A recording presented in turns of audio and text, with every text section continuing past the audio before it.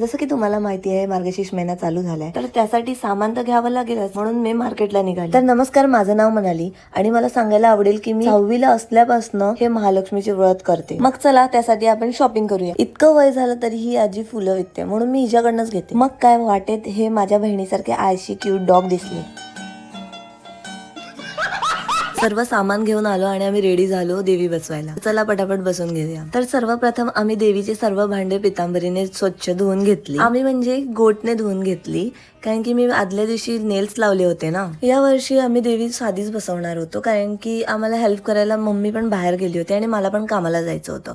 So गोट आणि मी सर्व देवीचं सामान रेडी केलं आणि फायनली देवी बसवायला घेतलं, कारण की आम्हाला कामाला जायला पण उशीर होत होता. सो फायनली आमची देवी बसणार होती आणि हे आहे देवीचं फायनल लुक. तुम्हाला आमची देवी कशी वाटली ते कमेंट मध्ये नक्की सांगा. मी आणि गोटने देवीची पूजा केली आणि बरं तुम्हाला सांगायला आवडेल की आमचा दोघांचा पण उपास असतो. सो आम्ही खूप मनाभावे हा पूजा करतो आणि उपास करतो. व्यवस्थित देवीची पूजा वगैरे करून कामाला जायला सुद्धा उशीर होत होता, त्यामुळे पटापट कामाला जायला निघाले. देवीसाठी निवेद्य काय बनवणार आहे हे बघूया आपण नेक्स्ट व्हिडिओ मध्ये. आता चला बाय.